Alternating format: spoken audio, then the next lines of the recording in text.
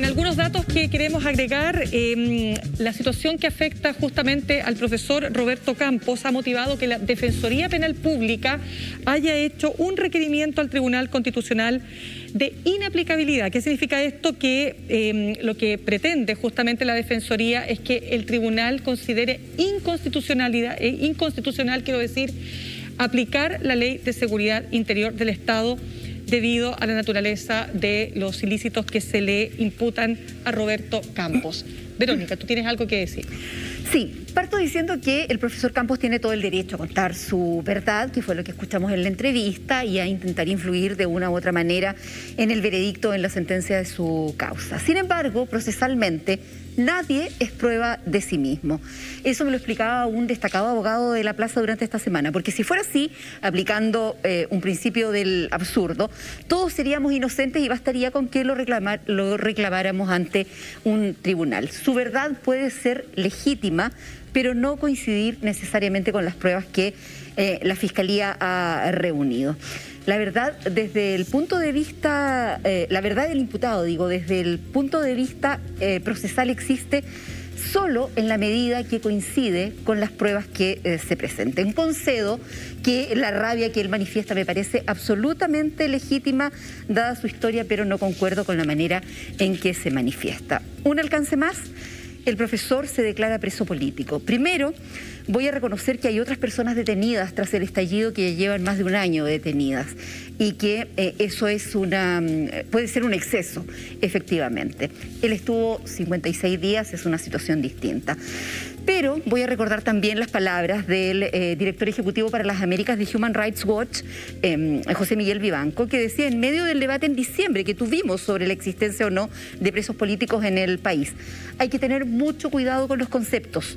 Presos políticos son esencialmente presos de conciencia, personas que son perseguidas por sus ideas, por sus opiniones, simplemente por tratar de promover una idea diferente de la oficial, y este no es el caso. Me pueden decir que es menor el haber destruido o intentado destruir el famoso torniquete, por supuesto, y efectivamente puede que la pena que está pidiendo la Fiscalía sea demasiado. Eso está dentro de lo que considera la Ley de Seguridad del Estado. De hecho, son 3 años por daños agravados y 5 por Ley de Seguridad del Estado. Puede ser un exceso. Lo último que digo, el tema de las penas que se piden, ya se los planteaba, y que reconozco eso. Reconozco también que en Chile hay una justicia para ricos y otra para pobres, y que seguramente más de algún empresario que ha sido condenado en los últimos años a tener clases de ética, si no hubiese tenido 100, 200, 300 millones para pagar un abogado, hubiese terminado de otra manera. Perdón, como lo que tuvo los dueños de Penta, ¿no? Por supuesto. Por ejemplo. Que además de pagar más de 1.000 millones, se les descontaron de sus impuestos, habiendo cometido delitos fraude al fisco. Entonces, eso... Hay una diferencia en la justicia para ricos y para pobres. Sí, eso es, o sea, yo creo que es incuestionable. Yo creo que ese es uno de los graves problemas que tenemos en Chile. Y yo estaba reflexionando acerca de que la Constitución y la inconstitucionalidad surgen a cada rato. Yo puedo entender tu postura, Verónica, y respetarla. Pero déjame decirte 2 cosas. Sí, hay una justicia para ricos y una justicia para pobres. Pero yo creo que desconocer que en Chile estamos frente a una situación de impunidad que agrava la crisis política, institucional y el desgobierno que tenemos es innegable. Y voy a decir por qué. Porque en los juicios que se han seguido por los casos importantes, caso Gatica, caso del menor que fue tirado al puente El Pío Nono, Alex Núñez, uno de los muertos que tenemos del estallido, y que fue muerto en una golpiza brutal porque lo mataron a golpes. Fuerzas especiales en Maipú. Han salido 3 testigos. 2 de ellos son carabineros. Que déjame decirte que yo lo que me molesta, más que molestarme, porque ¿quién soy yo para que me moleste? Como periodista quiero decir que me perturba, es que uno se encuentra frente a una maniobra como se está viendo en el caso Pío Nono y como se vio en el caso Alex Núñez y como se vio en el caso Gatica, de obstrucción a la justicia y de negar pruebas que hacen que de los 98 carabineros uniformados, imputados, no tengamos condena. O sea, a mí me parece... Que hay denegación de justicia. Hay una denegación de justicia abierta. Y eso, ahora, al denegar justicia, al estar en una situación en que tenemos más de 450 personas con graves daños oculares, que eso no se había visto, yo creo que la situación que se presenta es distorsionadora.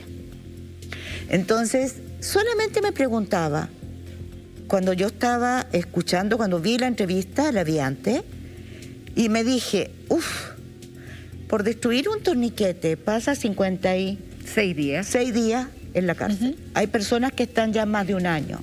¿Sí? Hay jóvenes que en Antofagasta están absolutamente abandonados, más de un año en la cárcel. ¿Quién se preocupa de ellos?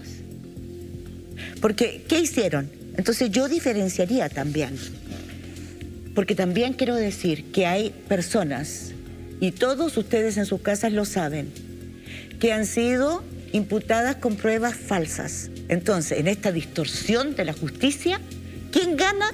La impunidad. Y los delincuentes siguen libres. Es que además, Mónica, en este caso no hay demasiado... Los tribunales son colegiados. Disculpa, Verónica. Los tribunales son colegiados, solo eso.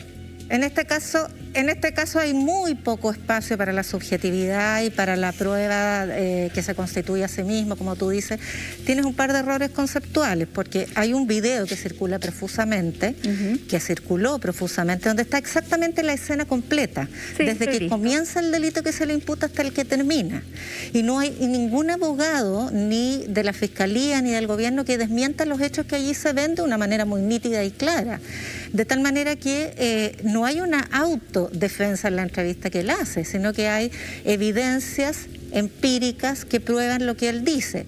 Lo que él dice es que destruyó un torniquete que ya estaba destruido, y es exactamente eso lo que se ve. Eso tiene una pena muy menor porque es sencillamente daño a la propiedad pública. Lo que aquí hay es una herramienta de absoluta discrecionalidad política ejercida, invocada por el gobierno, que es la Ley de Seguridad del Estado, y que agrava enormemente las penas, agrava enormemente por lo mismo las medidas cautelares. Pero además esto se da en un contexto, y el contexto es de 500 presos o detenidos con medidas cautelares que no han sido todavía condenados y que están todavía o en reclusión de cárcel o en reclusión domiciliaria, al menos de acuerdo a las estadísticas hasta marzo de la Fiscalía. Y respecto de la condición de preso político, la definición que tú das es una de las que hay, la de Human Rights Watch, pero hay muchas otras. En general, un preso político no significa que no haya cometido un delito, significa que el delito que cometió tuvo una inspiración política. No es lo mismo que el preso de conciencia, son conceptos distintos. Entonces, en este caso a mí me parece que lo más relevante... Hay que decírselo a José Miguel Vivanco. Ya. Es que es una organización y hay otras que tienen la misma legitimidad y hay juristas detrás de esas doctrinas. Entonces, José Miguel Vivanco no es un dios en esta materia. No, ni ninguna de nosotras, ¿no? Por supuesto, por eso traigo colación, tiene la verdad. Por eso traigo colación definiciones que existen, que no hemos inventado nosotras porque además no somos abogadas, pero existen.